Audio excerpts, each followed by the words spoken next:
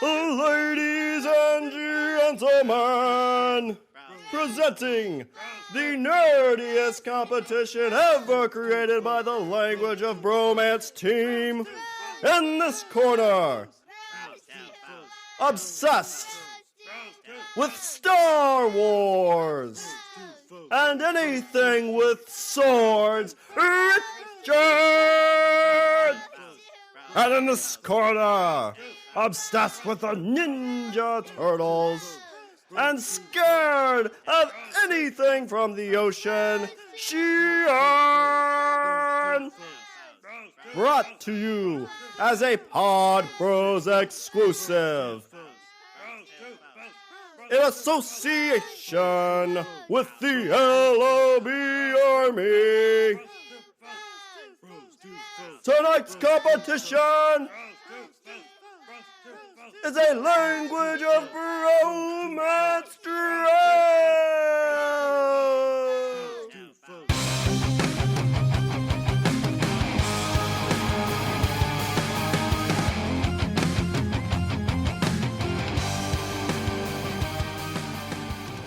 What's up, everybody? I'm Richard.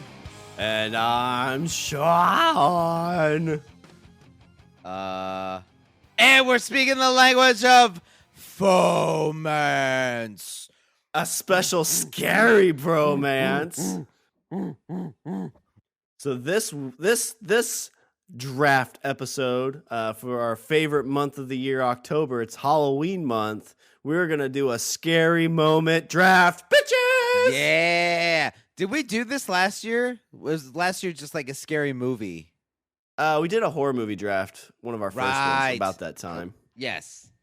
If you don't know, which you should, because I mean, how can you not? Because I think, I mean, if you're looking for two people to nerd out about certain things that probably only matter to them, I mean, where else do you go?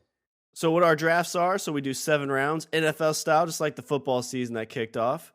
We flip-flop back and forth on picks. Back in the day when we did our first one, we flipped a penny. I won. And so on the odd drafts, I go. On the even drafts, Richard goes. And this is an even draft. So, Richard, first pick in the scary moment draft goes to you, sir. Oh, you're going to hate me for this one. Well, in the rules of this, so it's kind of a scary moment. So try to stick away from just the entire movie piece of it, or TV show piece of it, but sticking more just to a specific moment in time from a movie. So the floor is yours, sir. A moment in time from a movie. Okay, so we're like he said, we're not going with a specific movie. Well, not we're not calling the whole movie, but we're going with a specific moment. And the moment I'm picking, and I know you're going to hate me for this, I'm going with Jaws. Oh, are you really? First pick? I am, because honestly, when I thought of moment, this one is the first one that popped in my head. And this moment is the very beginning of Jaws. Oh, yes. The very beginning. And we're talking about like, oh, there's a guy and a girl and they're having fun and they're swimming around. They're going to go in the water. Oh, we're swimming around. And everything's all hunky-dory. And then it's not so much the tension building of the shark coming up. Well, you don't even see it. That's the scary thing. No, you don't see any. Yeah, you don't see anything. Here's the moment that gets me. And like I said, it was the first one. Like when I thought of scary movie moment or scary moment, this is the one that popped in. It was when Jaws attacks. And so girl's swimming, and all of a sudden she gets pulled down for just a second. For just a split second. She gets pulled down and then pops her head back up. And as soon as she pops her head back up, it's and then all of a sudden you're just like, oh my God. Like, and the fact that they don't even show it. They don't even show it. Like, you don't see giant chunk missing out of girl's leg. You don't see it. All you see is the reaction of her face and the complete and utter panic and horror that is now swirling around her. Well, I mean, put yourself in those shoes. You wouldn't have a clue what happened. It's dark Exactly. out, pitch black water. Yeah. You're not seeing anything. All of a sudden, you just know that something very terrible just happened, and now something very terrible is going to happen. Yeah, she hit that scene too, because that's one of the parts I remember too, because she gets pulled under, come up, her eyes are wide, she's breathing real heavy. Right, it's just like a split second, like she goes down, and it's not even a second. I'd say it's like half a second. It's almost like she bobs in the water. She goes down and then pops right back up, and then just the sheer look of panic on her face. You're just like, oh no, oh no. Well, that's a scary thing, because you think about those types of scenarios. If you're getting attacked by some evil thing, at least you can see it. And in that environment, you have no clue what it is. It could be, a submarine for all you know. It could be Cthulhu for all you know. Don't say his name. Oh, sorry. The one who should not be named. Yeah. But you have no clue. So you're getting this bad thing happening to you, and you don't know what it is, and you can't defend yourself against it. You are completely helpless at that point. Yeah, and I think that's what makes it so terrifying. Because if you because I mean, with movies, the thing that I always do, and I think a lot of people do this too, is they transpose themselves onto the screen. Yeah, and that moment, you're thinking to yourself, if that's me, what would I do? And you're like, what could I do? I'm completely at the mercy of this giant effing monster in the water. You are the lowest rung on the food chain at that point, and you are just about to become poop. Right. And you just realized it. Oh. No amount of screaming is going to help. You're not going to outswim anything in the water. Exactly. You just know that everything just becomes completely futile. And I think in that split second, you would realize there is nothing I can do but die inside this beast of a shark's mouth.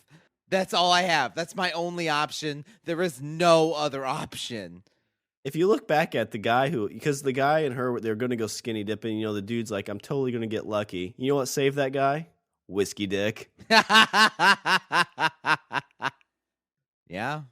I never thought about that. So you're saying that before you go skinny dipping with a girl, make sure that you drink very, very heavily? Yep. Well, if you're going to go in the water at any point, drink heavily so you pass out before you get in the water. Right. Yeah, don't pass out in the water, because that's bad too. Yeah, that's a whole nother draft in itself. It's a whole nother kettle of fish.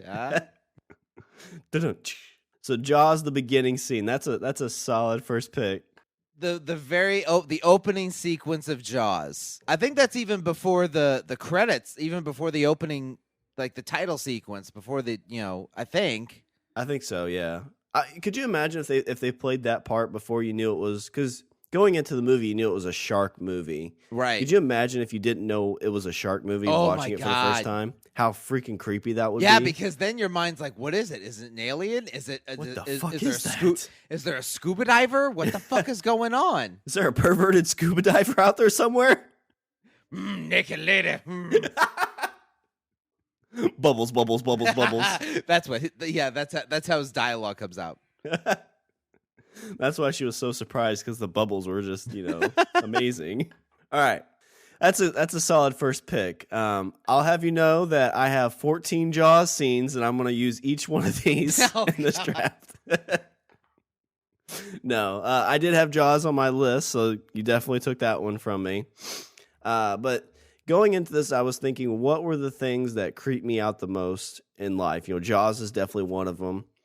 Oh, I was going to tell you this interesting statistic. They say that for every human that is killed by a shark, 2 million sharks are killed by humans. I've heard a statistic like that. So, hashtag winning. I don't know. They're still out there, so we're not doing a good enough job. Love nature. Fuck you. All right. So recently I heard another podcast that were talking about this movie. Well, it was a made-for-TV movie. Oh. And I saw it back when I was a kid at grandma's house, and it freaked the shit out of me. One of the reasons I would say probably why a ton of people in this world are afraid of clowns. And I would say as I started kind of pondering this movie again, I'm not going to lie, whenever I'm in a dark room, I get a little creeped out still. So the scene that I'm going to go with is from the Stephen King book, It.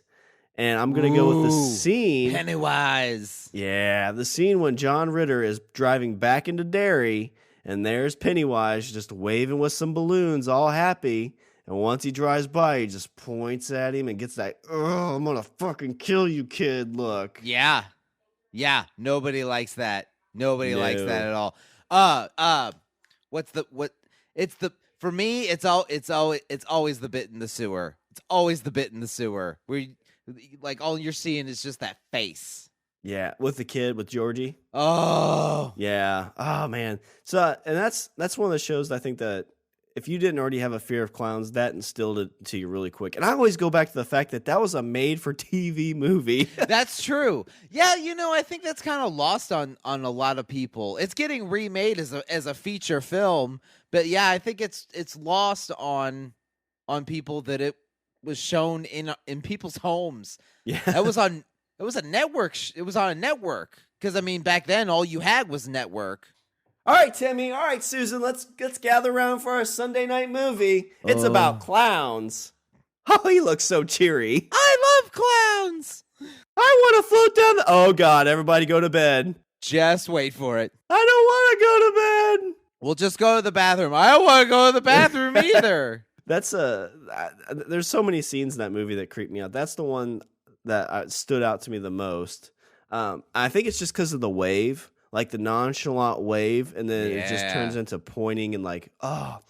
As a kid, I saw this when I was like 8 or 9, maybe even younger. I don't remember because it would have came out in the 90s. But I remember being in like places and there'd be like a dark hallway, and I swear I would see Pennywise just at the end of the hall waving. That's what happens when you have an overactive imagination, kids. Yeah, that's a whole world of terrible right there.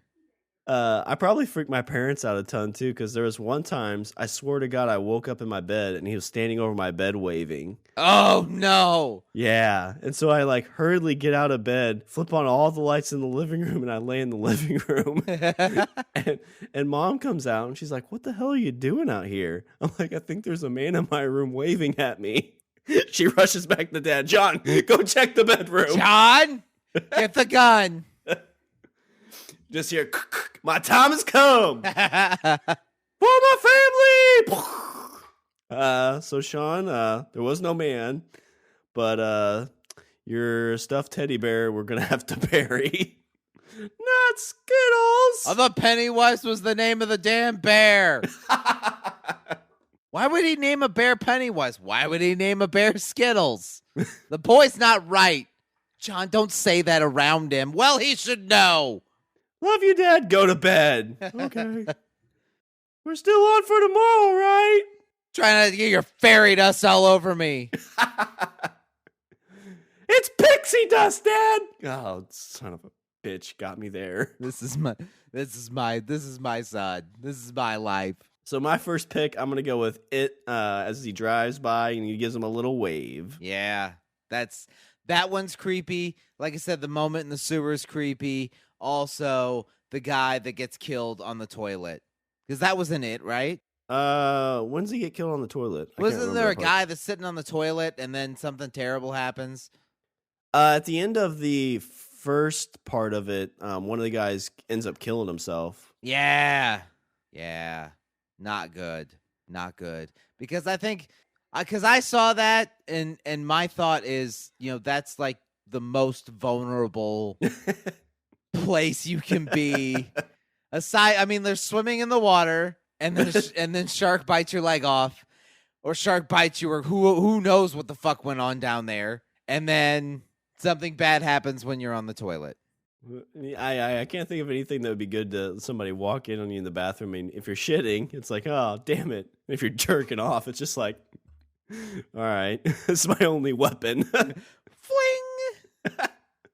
At least I'll die laughing. Pennywise is like, stop laughing, I'm trying to kill you. I just money shotted you. You're not even worth this. How about a nice fistful of man gravy, bitch? Pennywise the cum shot clown. I like the ring of that. Putting that in a book. Pennywise is like, this is my nightmare. You hate clowns. I hate this. It's awesome. All right. For my number 2, I'm going to a show we all know and love, and that is Buffy the Vampire Slayer. Oh, you son of a bitch! You better not.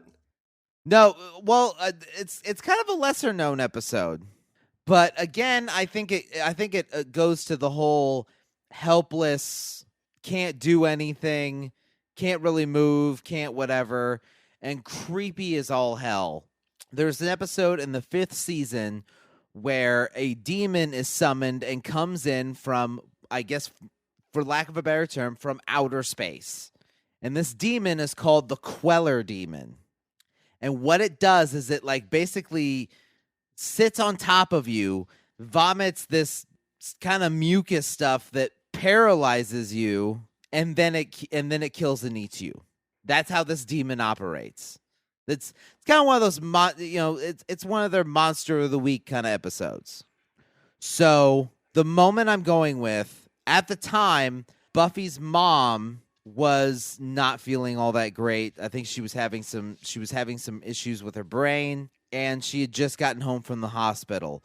Well, the demon had hitched a ride to their house as they were leaving the hospital, because it was just killing people at the hospital. So the demon hitches a ride, and then she's kind of out of her head, and she's laying down in bed, and she's like screaming, she's yelling, and it's all incoherent kind of babble. And Buffy and Dawn are both trying to kind of distract themselves from it. I think partly because it's slightly annoying. I don't think they want to admit that, but it is. And the second part is they feel it's bringing up the pain of it, the pain of her condition, and the pain that they can't do anything about it. So they're trying to block it out. Like Buffy's playing music loud, and Dawn has like a pillow on her head or something like that to just kind of block out the noise. But what they don't know is that this demon is sitting on the ceiling above Buffy's mom. And Buffy's mom is talking to this thing, and this thing is just sitting there. It looks like a cockroach with hands and no feet. It like crawls on its hands. Looks like a big bug. So this thing's just sitting there, like staring at her, like on the ceiling. It's on the ceiling right above her, looking down, and she's like doing all this psychobabble, talking to it, and you're just like, stop it! Like, just all you gotta do is go in and you see the thing, and oh god, this is gonna be bad. And that movie or that show honestly did not have a lot of quote unquote scary moments for me. There were a few, but that one totally stuck with me. And I think it was the fact that all they got to do is just go in the room. Like that goes back to kind of like your first one. It's the helplessness of it. Exactly. You're sitting on the other side of a door, and somebody just needs to turn the handle to save your life. Right. I thought for a moment you were going with the episode. I don't have it on my list, but the episode where she gets stabbed by some demon, and she ends up going kind of crazy, but she goes into a world where she's in an insane asylum. Oh yeah, I can't remember what that episode's called, but that's such a good episode. Yeah, because at the end of it, you're kind of still left wondering, like, is all this real? Is that real? Is this what's it? It's left ambiguous. It's like an Inception ending. Yeah. Oh, and I love it, and it's never referenced again, which I love. No, never once. And I don't know if Joss Whedon I guess he was writing a comic book or working with somebody, and he wanted to, I can't remember what Cyclops' first name is, but his last name is Summers. Scott Summers. In the comic book, he wanted to say something about how Scott Summers said, "Oh yeah, my sister's in an insane asylum, and she thinks she's fighting demons." just like a little throwaway line. But I don't think it made the cut, or he didn't end up doing it. Oh my God, that's amazing. That would have been so cool. Yeah. Because everybody would just be like, it's all connected. I would have lost my mind. The internet, honestly, when things like that happen, don't you just picture the internet as like you walking into a room and things are on fire and people are running around and you're just like, what's happened? What I miss? Watch this. Yeah. Number 2, the Queller demon in Buffy the Vampire Slayer. All right, so for my second pick, I am going to go back to another tried and true horror movie. This has probably been one of the movies that instilled my fear of possession-type movies. I can't really watch those without getting too freaked out. So with this, I'm going to go with the movie The Exorcist. Everybody loves The Exorcist. I'm going to go with a very, very quick scene of the devil's face. Oh, yeah. It's just a quick shot. I think it's right when she's in the hospital getting checked out. And right when that happens, she kind of starts getting weird and whatnot. But I remember watching this at home, and it's one of those things that you see it. Not the part where she was walking like a circus freak down the stairs. No. Yeah, this is the part. There's 2 parts that this happens. But both times when it does, you're kind of like, "Whoa, did that was planned, right? That's in the movie. That's in the movie, right?" Because I didn't know that was in there the first time I saw it. There was a televangelist or some preacher who actually claimed that Satan himself had possessed the physical film. I'm not talking the production of the movie or anything like that. I'm talking about the actual physical film reel. He thought that the actual film reels were possessed by the devil or by a demon. All of them or just one? All of them. I guess. I mean, that would be pretty fucked up if they came out and like, yeah, we never filmed any of that stuff.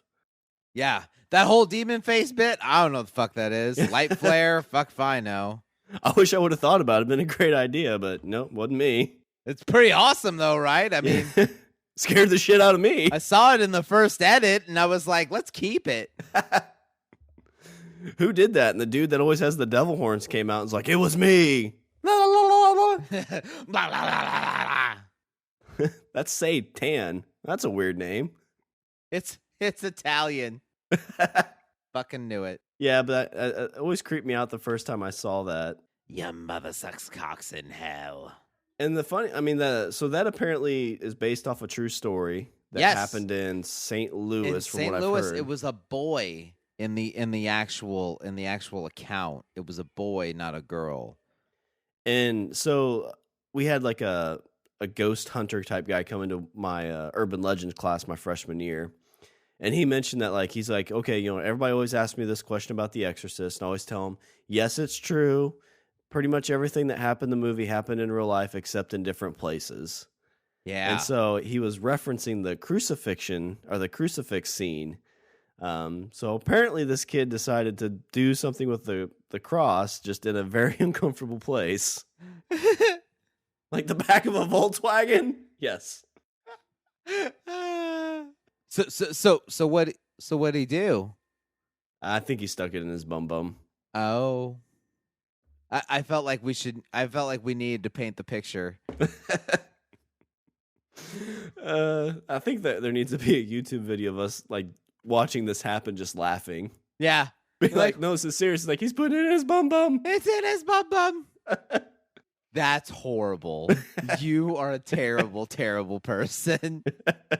So for my second round pick, I'm going to go with The Exorcist, the devil face. I'll tell you what, when it comes to that movie, kudos to Linda Blair, because they kept that room so fucking cold that you could see their breath. And no CGI. No CGI. Like, it's cold in that room. They kept it cold so that way you could see, they could give, they could have it so the room was cold.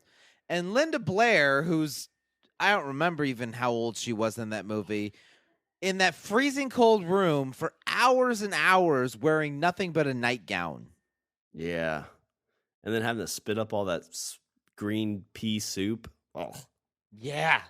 So kudos to Linda Blair. I know she's gotten her props for that movie, but she deserves an endless amount and more. Well, not even all that. Like, didn't she end up breaking her back on some of those scenes? Something like that. There was injuries galore because it was possessed. The film's mother sucks cocks in hell. Oh no, this is just the deep throat cut. Sorry. Movie this is another movie moment for me. Scary moment number 3. I am going with the ending, the last 30 seconds of the Blair Witch Project. Oh, I feel like this draft we're gonna be stealing from each other all day because your first 3 picks have all been mine, except like the actual moment, or just the reference to the references to the movies. well, I had a Buffy on mine, not that specific one, but the other 2, yeah, were pretty much exactly spot on. Oh.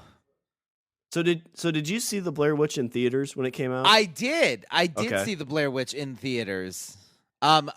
Okay, so here's the story. Here's the story to go with this. At the time, my wife and I were dating at the time. So we're going back. We're going back a ways. My wife and I were dating at the time. She was hanging out with a friend of hers for the weekend, and it was just kind of, I'm hanging out with my friend for the weekend. This was opening weekend. I had seen the film like early in the afternoon, and she was going to go that night.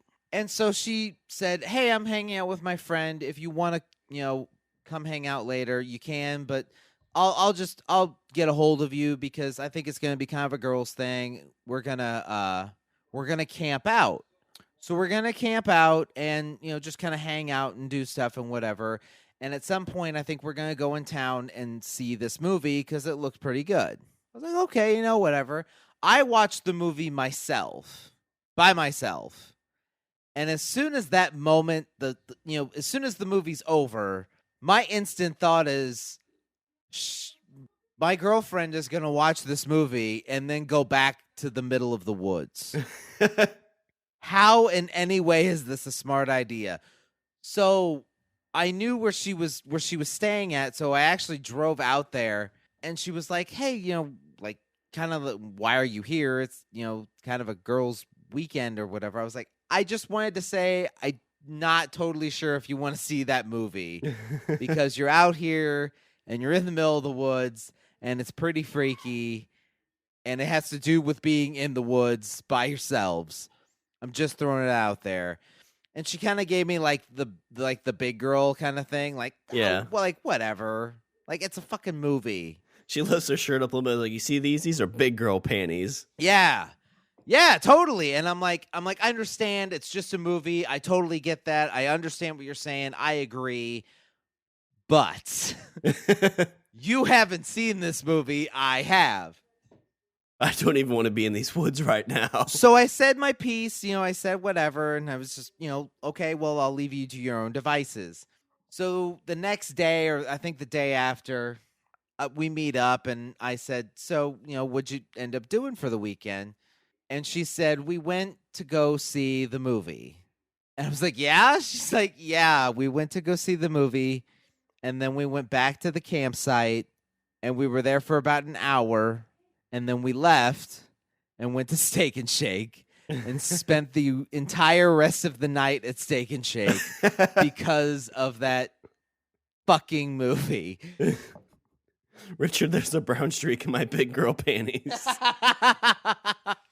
Yeah, that my dad got like free tickets to the movie theater, and so we decided that was the movie we should go see. And that ending is, I mean, it leaves you to the same thing. You're like, what the fuck just happened?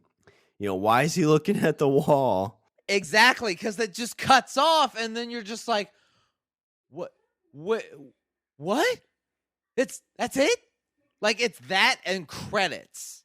Did you? So I was pretty young, so I kind of thought it was, because Discovery Channel had this whole thing of like it was actual found footage.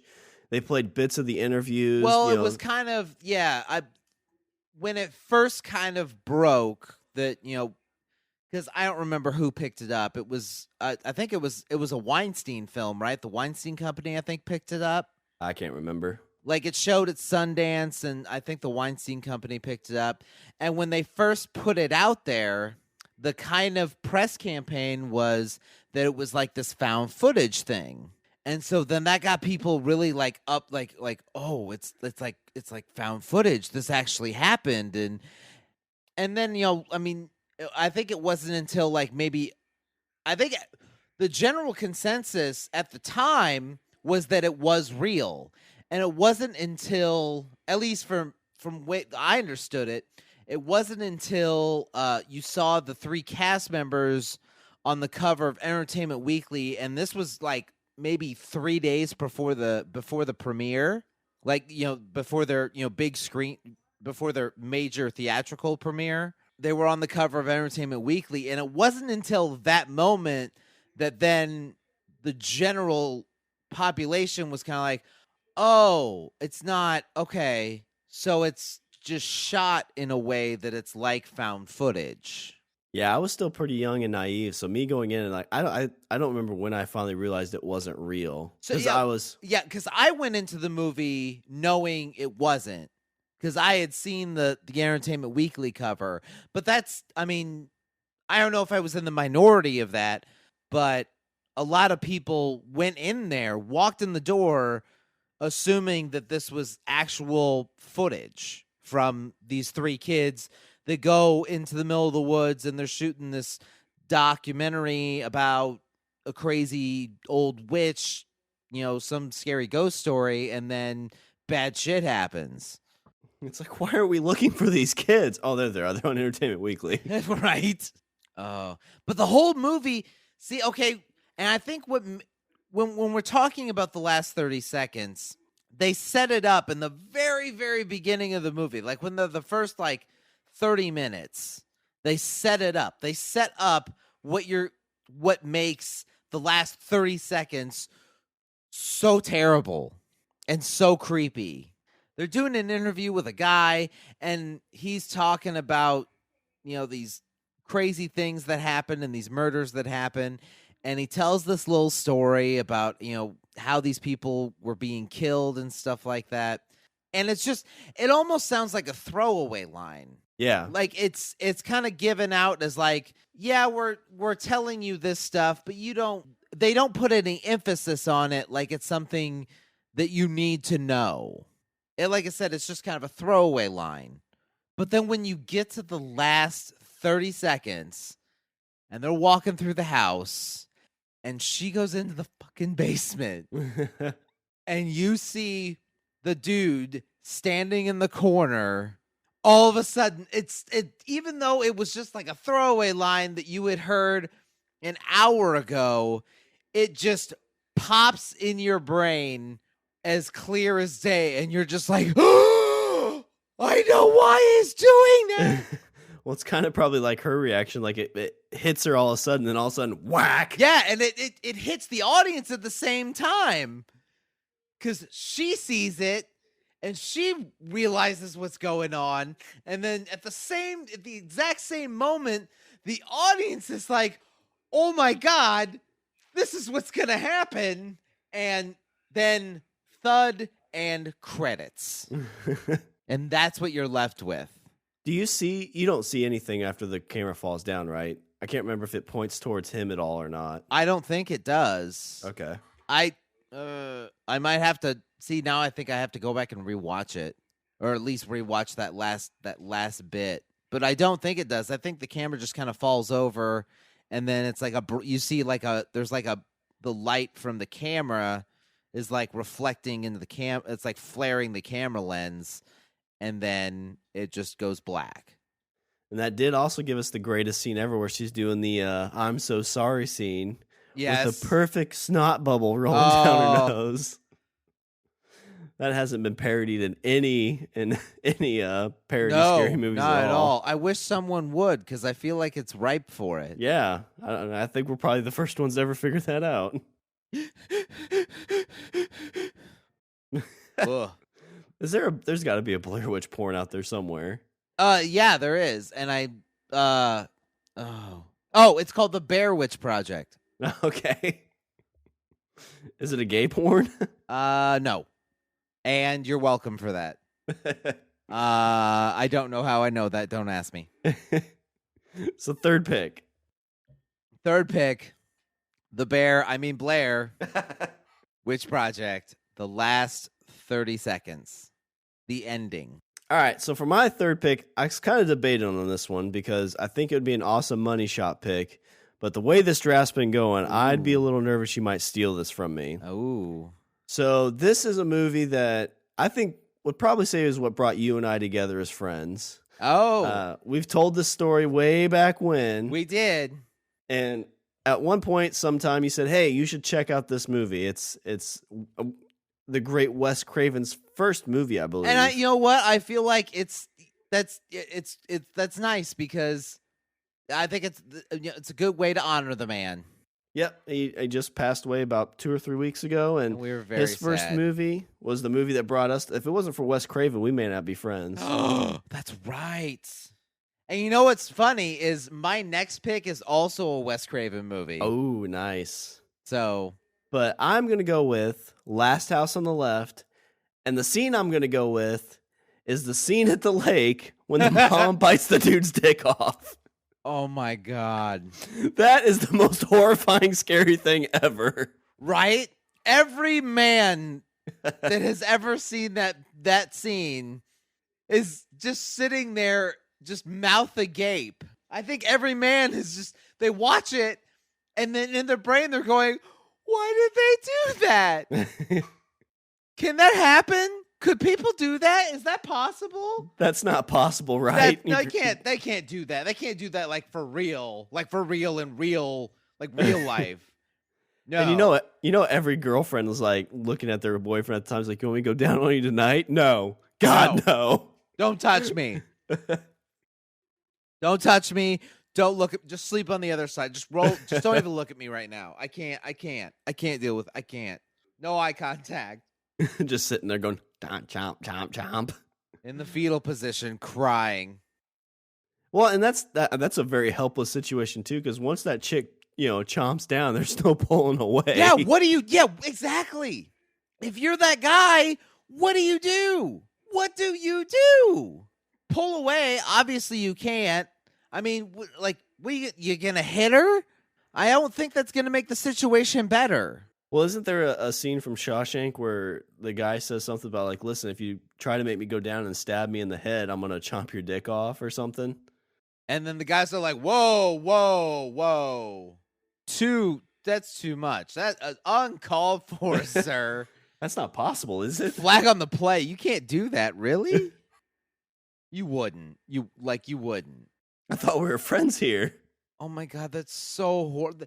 That whole movie is filled with moments that you're just like, what the fuck? That's a great age of grindhouse style movies where you could, like, I think they remade that movie recently, and I think it's pretty rough for what you consider current horror movies, but still, it's nothing on par with that, Oh yeah, it's the nuts thing. When you look at the original, when you watch the original, to me feels like. Did you ever see that movie 8mm? No, I haven't. Okay, so this is movie 8mm, Nicolas Cage, and he finds a film of this woman being killed, and it looks like it's real. So they call it a snuff film.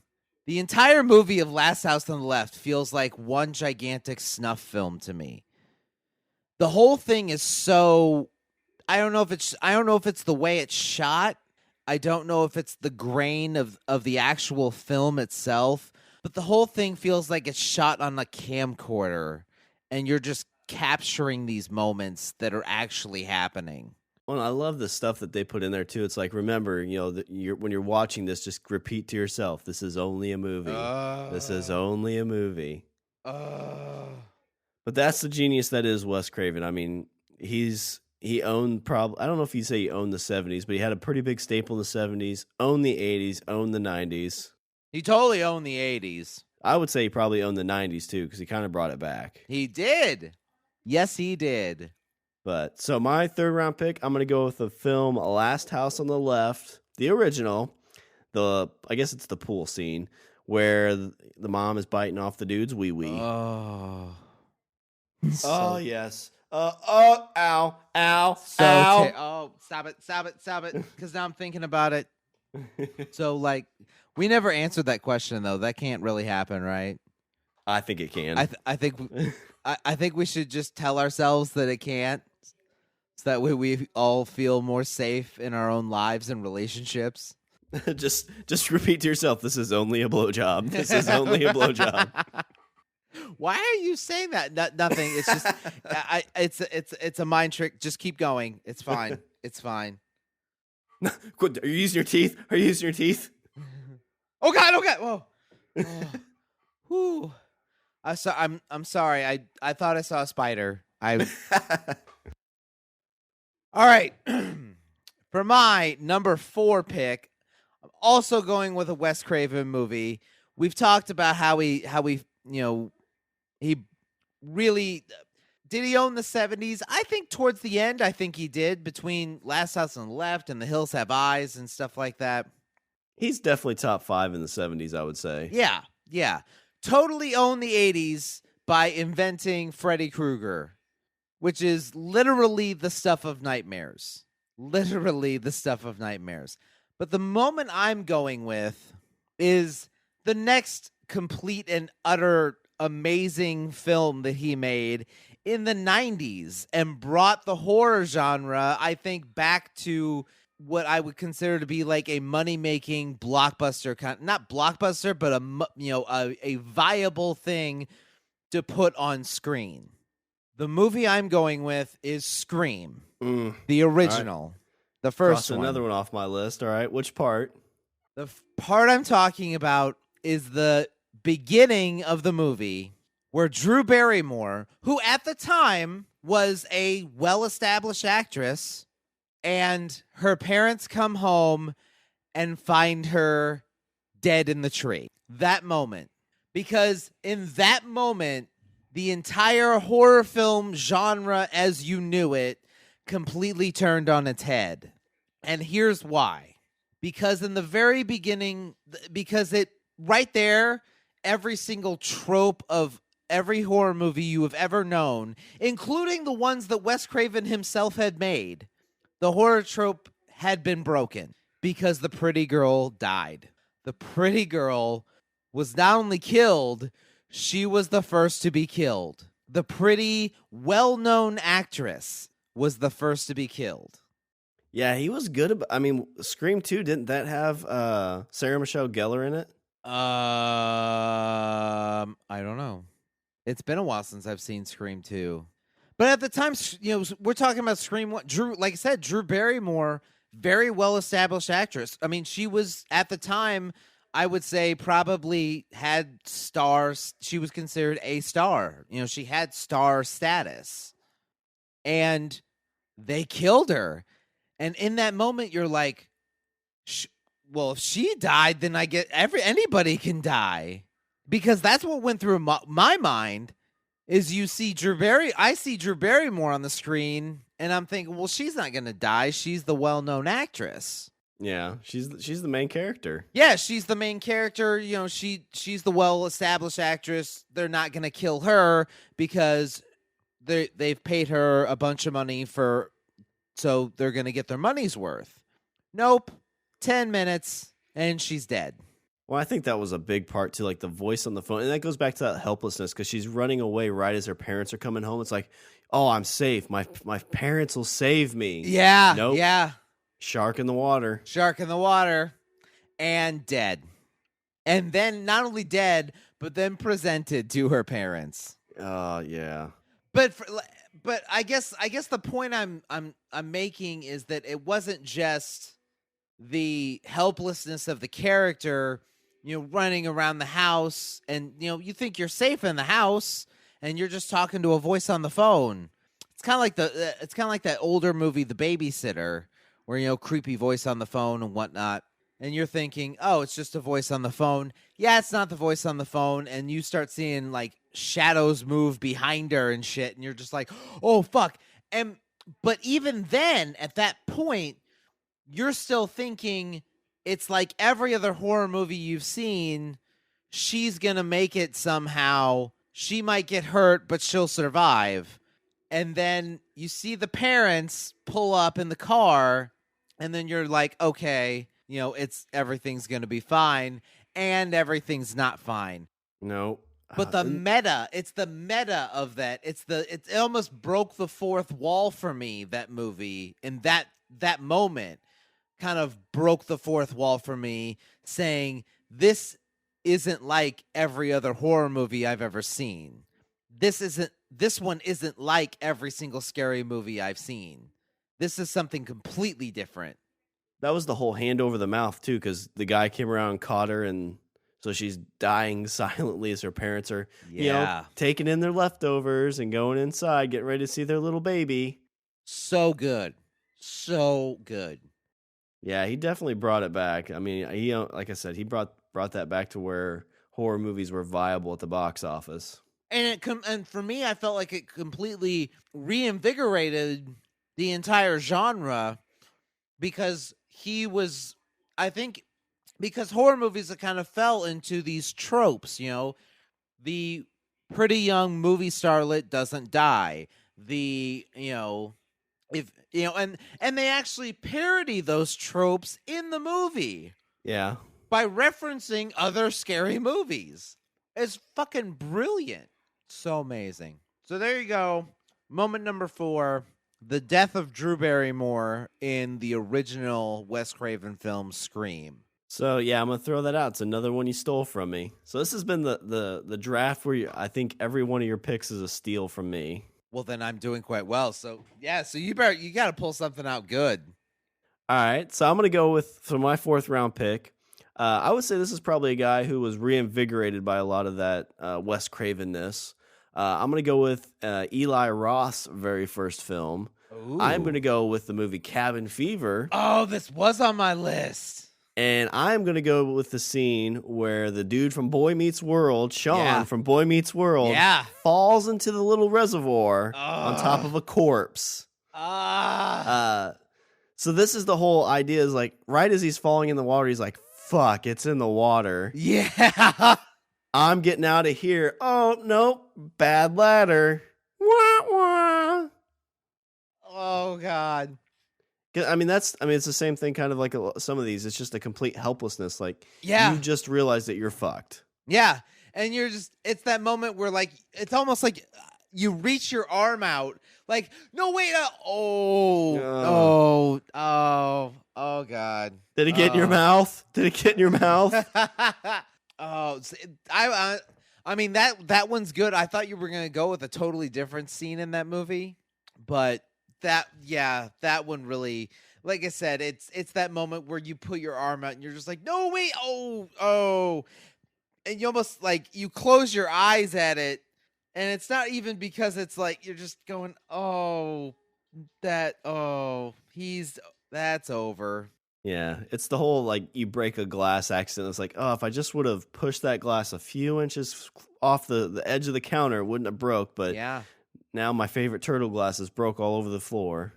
But in this case, he's got a skin-eating disease, and and again, Cabin Fever. I mean, he was also considered. I don't know if he was considered the star of that movie, but he was a well-known actor.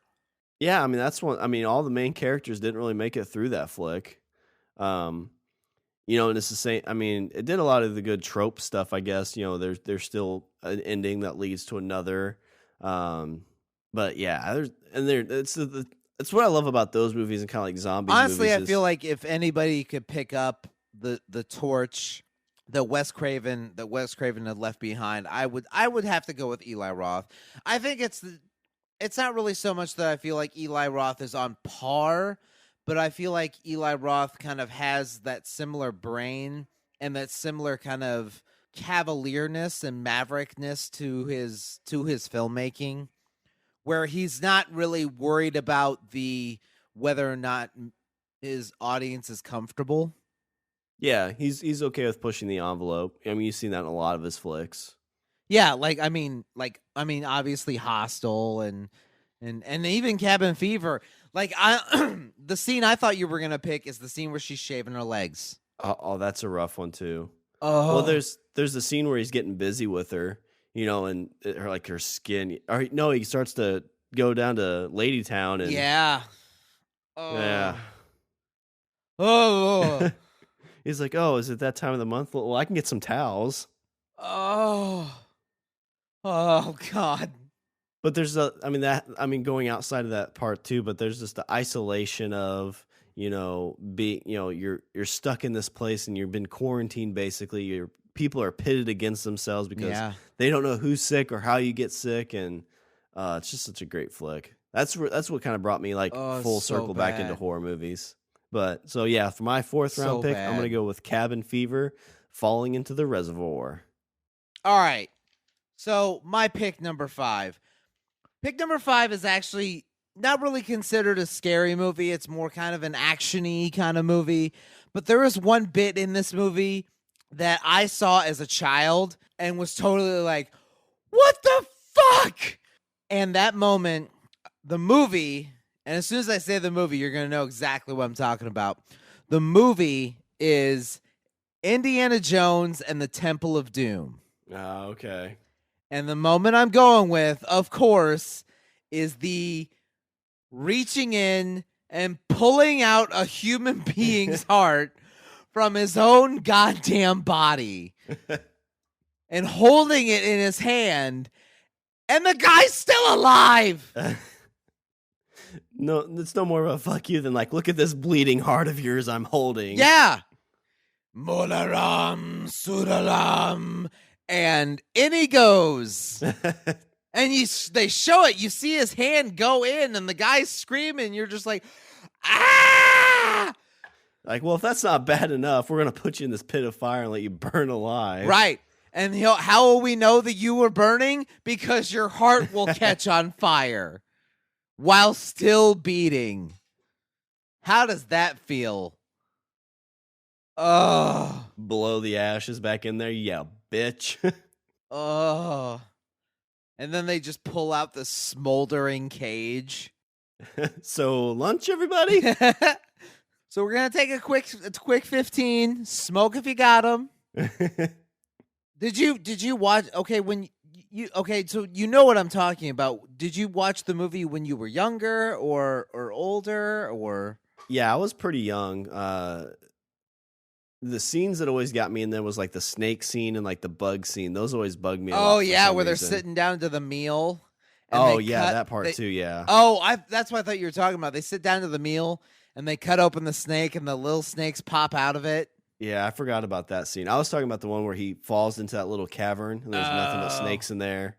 There's one he has to reach to a thing to get the chain and there's bugs in there or something. Yeah. Well, see, you just went to 2 different movies. Because the snake thing was in Raiders, and the bug thing was in Temple of Doom. Oh yeah, and where she reaches in, there's the bugs crawling all over her. Yeah. No.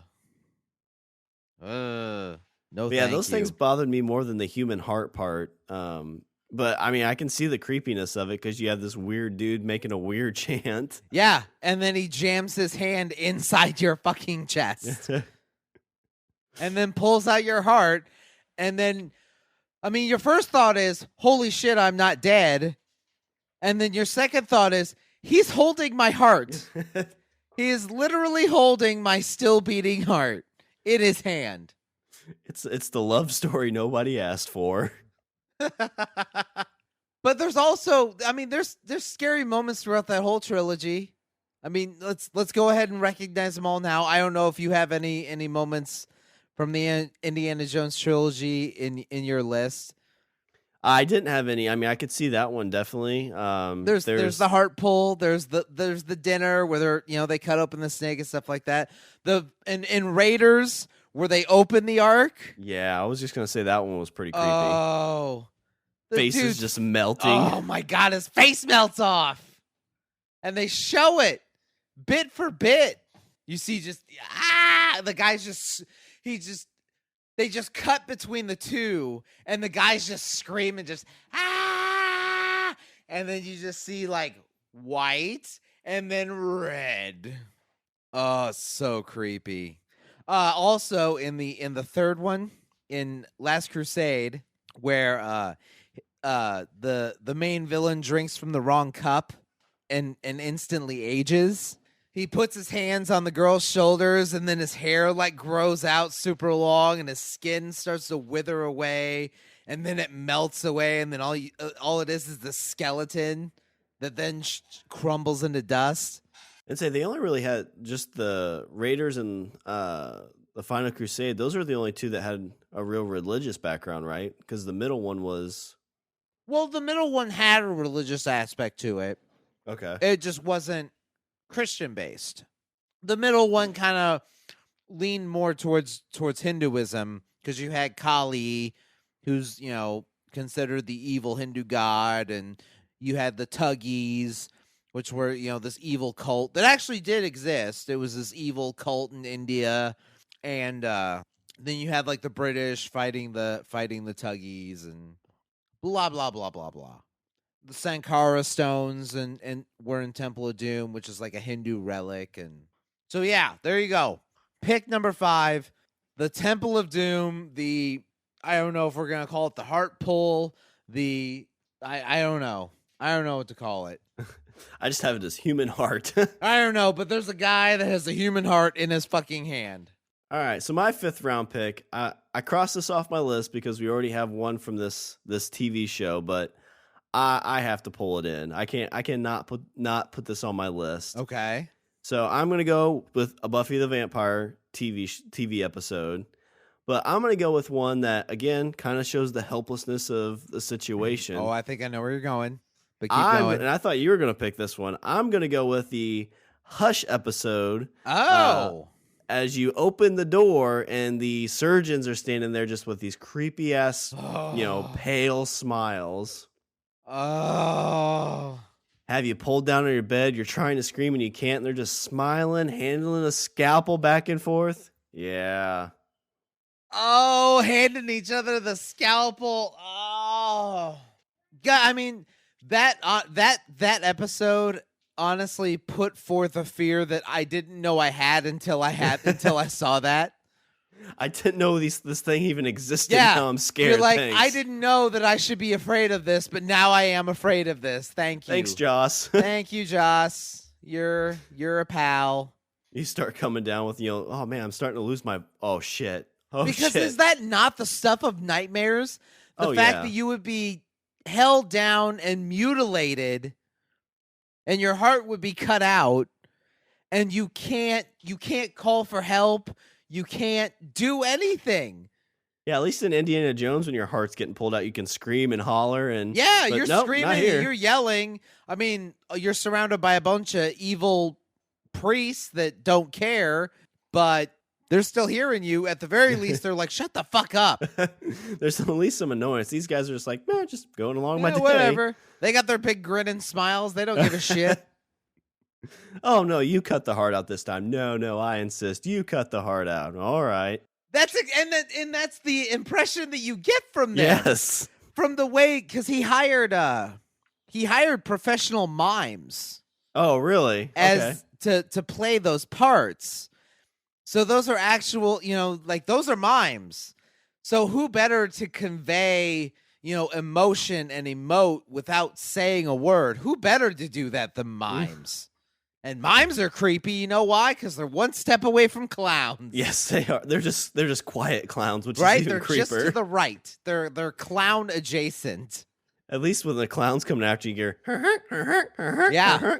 Mimes, you don't have a fucking clue. Yeah. Best case scenario, they get caught in a strong wind.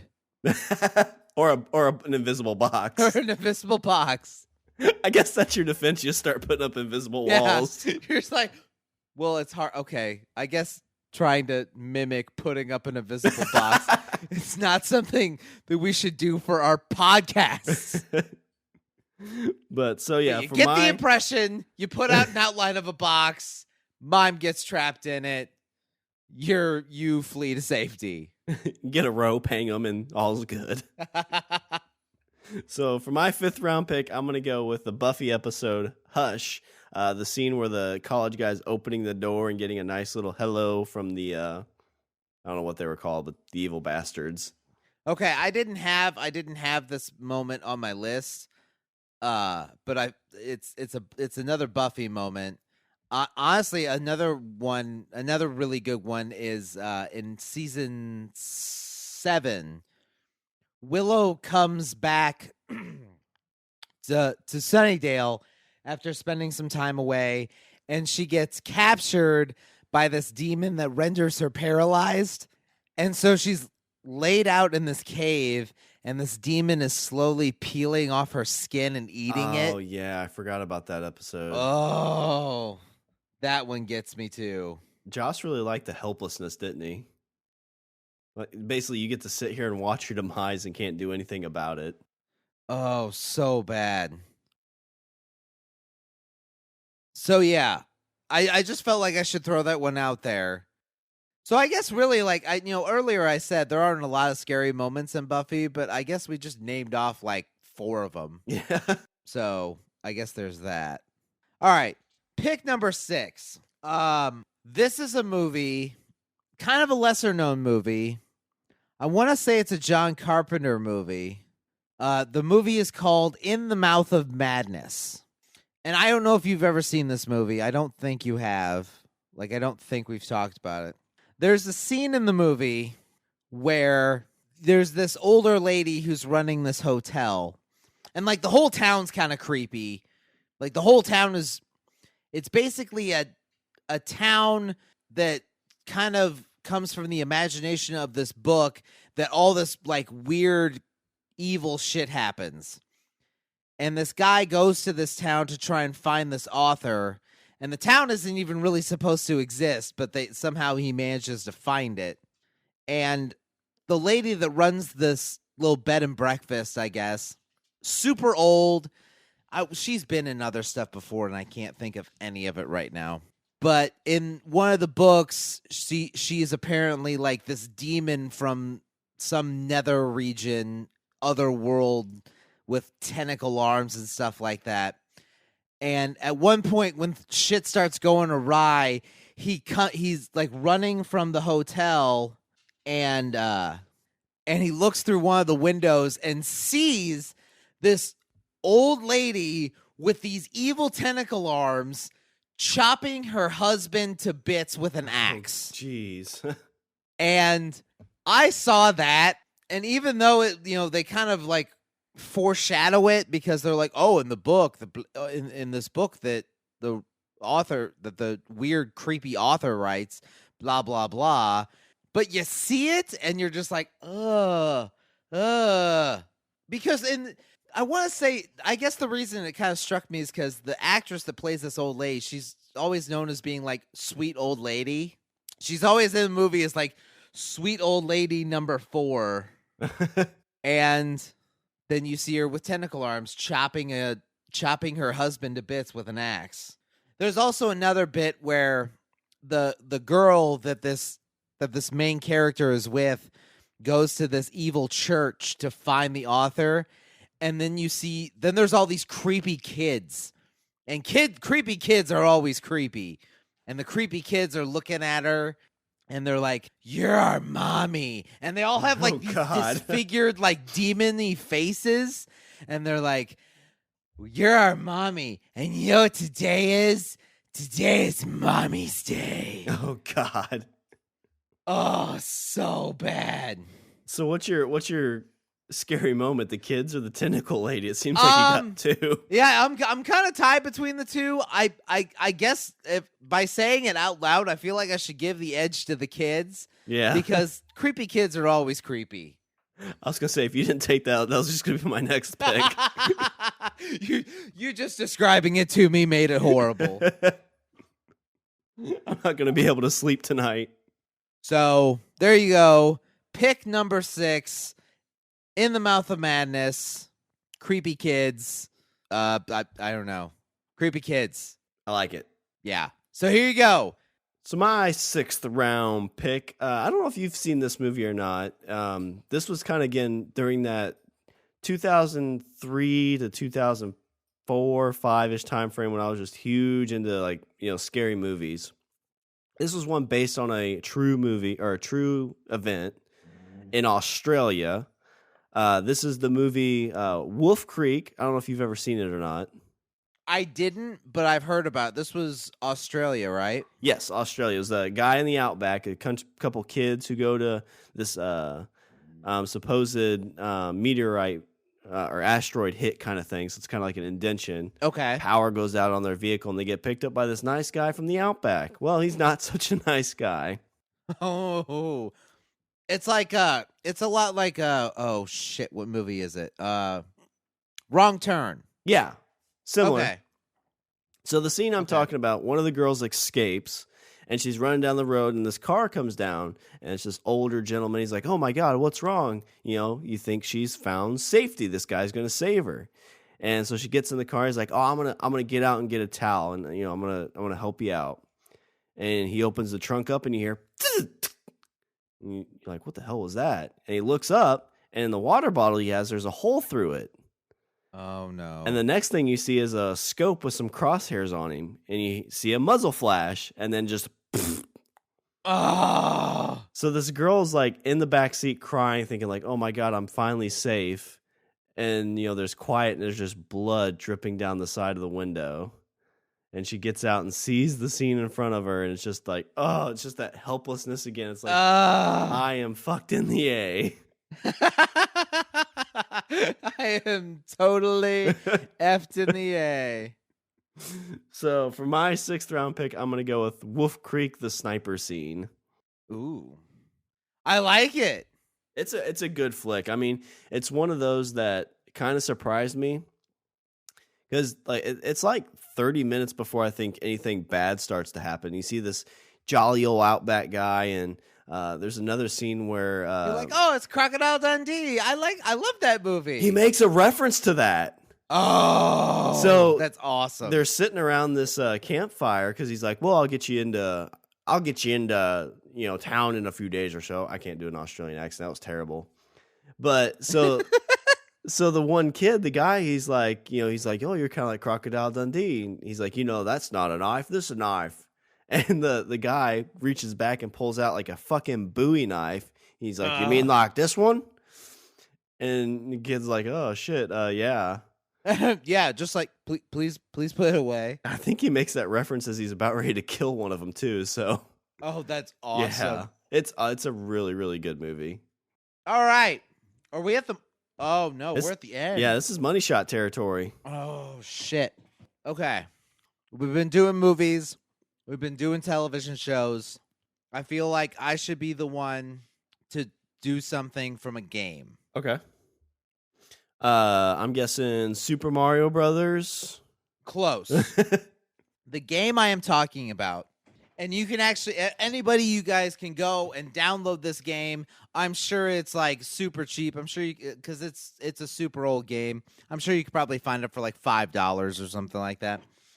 This game is called, and actually the game made a movie. The game is called Aliens versus Predator. Oh, okay. I've never played the game. Oh, it's a good game. It's a really good game. In the game, you can actually choose between what you want to play. Nice. Do you want to be a predator? Do you want to be an alien? Or do you want to be a colonial space marine? So when I first played it, I went with the Space Marines. I was like, yeah, Space Marines, that's cool. I was like, I'll kill some fucking aliens and maybe I'll kill a predator. Be awesome. So the game starts out, you have your big fucking gun. Like this big like cannon gun. And for anyone that hasn't played the game, I'm going to set the stage for you. So you're walking around this, I want to say it's a abandoned ship or a derelict ship. It might even be like an installation or something like that. But it's that kind of like space station-y kind of feel, like, cold metal halls, and obviously there's no light, there's hardly any light. And the lighting is kind of sporadic, or maybe it's different colors. Maybe it's like, deep red or blue or something like that. So you're walking down this hallway, any hallway, because the whole game's like this. I can't really pin it down to one moment, so I'm just going to say, the first 5 minutes. But the whole, as the Marines, the whole game is kind of like this. You're walking down this hallway, and you have your gun out. And the other thing you have going is your radar. Now, the radar in the game is identical to the radar that you see in the movie Aliens, where it's a screen that sits on top of your gun, and it sends out these pulses. And so you hear the pulses, the boom, boom, boom. And if a life form picks up on it, is picked up, it lets out like a high-pitched beep. It's like, beep, beep. Oh God, the sound of your demise. Right. Because here's the thing. You're walking down this hallway, and you hear the bodom, bodom. And, you're doing all the things that you do in that kind of first-person shooter kind of thing. You're checking your corners and things like that. But then all of a sudden, and you're like, holy shit, there's something around. There's something moving. There's moving around. What is it? And you're looking around, and it's still like you're watching that radar like a fucking hawk. But the thing that the radar doesn't tell you is where it is relative to your actual position in the world.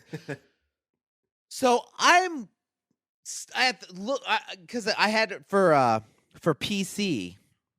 So I'm sitting in front of my computer. I'm staring at this radar screen like it's the most interesting porn on the face of the earth. There's beeps going off, and as soon as a beep goes off, then all of a sudden I take my eyes off of the radar screen and I'm looking around. But it's dark as shit. I can't see anything. So I'm just like, I got the gun going around, and I'm just like, what the fuck? What the fuck is it? And you can't see where these things are fucking coming from. They could be crawling out of a vent. These aliens, the xenomorphs, they could be crawling out of a vent and crawling up on the ceiling to stab you with their fucking tail. Or maybe they've just, they're just going to pop out of a grate and eat your fucking face. Or maybe it's a face hugger. And yeah, it's just a whole big mess of fucked. It's kind of the whole idea, like when you're in a dark room freaking out and you flip on the light, it's like, what the fuck are you going to do if something's there? Exactly. Okay. So there's the first layer. Now I'm going to make it worse. And here's how I'm going to make it worse. There was, I don't know if it was a cheat or if it was something you could do, but you could add other Space Marines to walk with you. And they would be controlled by an AI bot. So you would be there and you would have your gun and your little radars going off. Boom, boom. And then you have like maybe two other guys with you, and they're, computer ran, and they're walking around, and their radar's doing the same thing. Boom, boom. And sometimes there's movement, and you hear the boo-doo, boo-doo. These guys, sometimes out of completely nowhere, will flip the fuck out and just start shooting at nothing. And they're yelling. They're screaming, and they're shooting at the fucking darkness. And I don't think it was something that was added for effect. Like, I don't think it was there added for effect to make the scene creepier. But the fact that these computer-controlled things that these other Space Marines are flipping out because they can't see anything, and they're shooting at nothing, just because they're like, make it stop, make the beeping stop!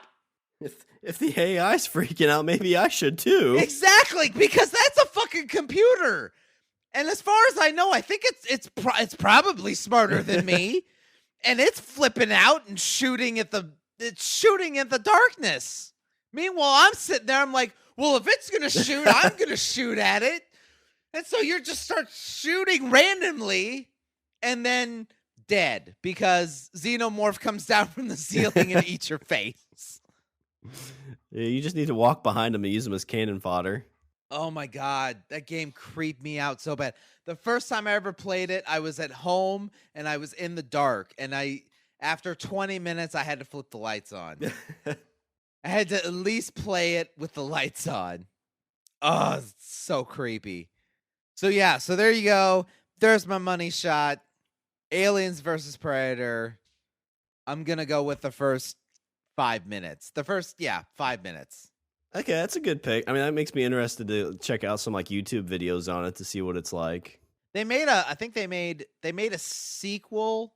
There was they made a sequel to the game, and then obviously they made the movie, and then they made a sequel to the movie, and then I think they made another game, or they redid the original, like it did like an HD kind of remake with the original, if I remember right. One thing I will say, playing the Predator is fucking awesome. You feel like God. Because you're there and you're jumping around trees and you've got your fucking laser cannon and you've got your camouflage cloaking device on, and the targets come up and it does the little and the little triangles appear and you're shooting your laser cannon. Yeah, you feel like God. It's like shooting fish in a barrel. It is. It is. All right, that's a good pick. I like that pick. All right, so for my 7th round pick, I think I'd have to just not do this draft if I didn't at least have some kind of fear of sharks in here somewhere. I'm not going to go with the movie Jaws. I'm going to go with Deep Blue Sea. Deep Blue Sea, yes. Yeah! No. Nailed it. Not with Deep Blue Sea. I'm going with another Australian film. Oh. I actually tried to watch this on TV and had to stop because I was too freaked out. Tried watching it on my phone, had to quit because I was too freaked out, and finally finished it a third time. I'm going to go with the movie The Reef. Oh. It's based on a true story. And the part I'm going to go with, there's a scene. So basically, kind of synopsis. They are in a boat. They get stuck on the reef because they stayed out too long when the water went down. And so it flips over and they're basically stuck. So like, well, we got to swim back to Seal Island. First bad thing is Seal Island in Australia where there's big sharks. So that's already a bad idea. Yeah. So they decided like, all right, we can swim there. We can make it. As they're going, one of the guys, they're getting circled by a shark, a big shark. So one of the guys breaks out to get one of the rafts they lost. Bad idea because what comes out of nowhere? Great white shark. Oh. Scared the shit out of me. Because, I mean, it's that scenario. The dude's just like sitting in the water. He's like, oh, no, I'll be fine. It's okay. You just see a fin come up like 2 feet behind him. Then crunch. No. Oh, my goodness. And it's from what I remember, it was really well shot. You know, because there's just like quick cut scenes of the fin, the guy's getting chomped up, blood going everywhere. And again, that sounds terrible. I mean, you said you thought Last House on the Left was like watching a snuff film. This is like watching a real life shark attack take place. Because you sit there watching all this stuff happen. And it's just, I mean, it's again, you're in the middle of the ocean. You're trying to swim. You're not going to outswim a shark. And it's got the taste for blood. Oh, God. Yeah, you just painted a horrible, terrible scenario for me. And I thank you for that. That's my money shot. You are welcome. The guy who did that, he did another one called, I can't remember what it was called, but it was basically about like a rogue, I think it was called Rogue, about a rogue crocodile in Australia. So it's kind of that same thing, just being trapped by something. So he's got a third one coming out that's kind of not nature related or true, but he's very much in that like nature attacking you type of movie. Yeah. Moral of the story, Wes Craven is awesome, and Australia wants to kill you. Nature is trying to kill you, especially in Australia. Especially in Australia.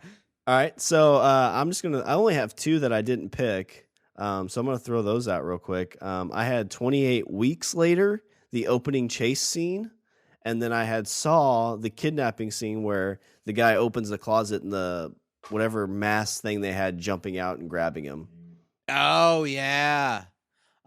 Actually, I only had one other one, and that was the original Halloween when Jamie Lee Curtis is in the closet and Michael Myers just busts through the closet door. Yeah, that's a good one. I'm surprised you didn't pick Michael Myers because that's always, whenever we talk about scary stuff, that's usually at the top of your list. It was there. I swapped it out with, I don't remember which one I swapped it out with.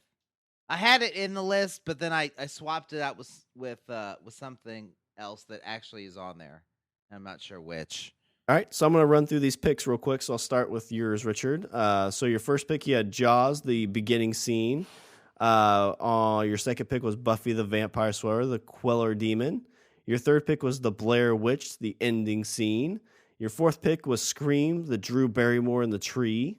Your fifth pick was Indiana Jones, the Human Heart. Your sixth round pick is In the Mouth of Madness, the Creepy Kids. And your seventh round pick is the Alien vs. Predator game, the first 5 minutes. Yeah. All of them have left indelible scars on my psyche. All right, and I'm going to run through mine. So my first round pick, I have the movie It, as John Ritter is driving into town, getting a nice little wave from the clown. Exorcist, the devil face just flashing on the screen. Every Man's Fear, Last House on the Left, the pool scene with the wiener getting bit off. Fourth round pick, Cabin Fever, Shawn from Boy Meets World falling into the pond. Fifth round pick, Buffy, the hush scene with the guys coming to the door. Sixth round pick, I got Wolf Creek, the sniper scene. And the seventh round pick, I have The Reef, the shark jumping out of the water and attacking one of the people. That last one was pretty good. Yeah. You need to watch that flick. I think I've tried to talk you into it for the last year and a half, but you need to try and check it out. Yeah, I think I will. Also, like, how can you not, like, get creeped out by Pennywise? Oh, yeah. No, stop it. No. Knock it off. Oh, Do you want a balloon? You totally pulled that laugh off. Don't do that. Wait, I didn't laugh. What are you talking about? No, stop it. All right. Well, let's hear a little Richard's closing thoughts. Shawn actually just did an impression that kind of creeped me out a little bit, which means that you can find scary things anywhere and everywhere. And as I've said, and as I think we've learned, Wes Craven is awesome, and everything is trying to kill you, especially in Australia. And that's it. That's all I got. All right. Well, I'll do a little housekeeping before those trick-or-treaters show up. Visit our website. We're at languageofbromance.com. Follow us on Twitter, at languageofbro. Email us at eatthebeaver@languageofbromance.com. Like us on Facebook, and subscribe and leave a review on iTunes and Stitcher. And don't forget to check us out on the Pod Bros Network. The best network podcast site on the internet. If you want to go trick-or-treating, they have all kinds of good candy. They don't hand out toothbrushes, none of that shit. Oh, yeah. Fuck those guys. And if you're in the need for some headbuds, go to tweakedaudio.com. Use the promo code LLBARMY, and you'll get 33% off. And that's a good treat for anybody. Yes, it is. All right. Was there anything else you want to do before we close her out? No. We need to. I have to go lock my door. All right. Well, that's all the bromance we have for this show. I'm Shawn. And I'm Richard. And I say we eat the beaver. We all float down here. Stop it. Quit! Stop it. Not funny.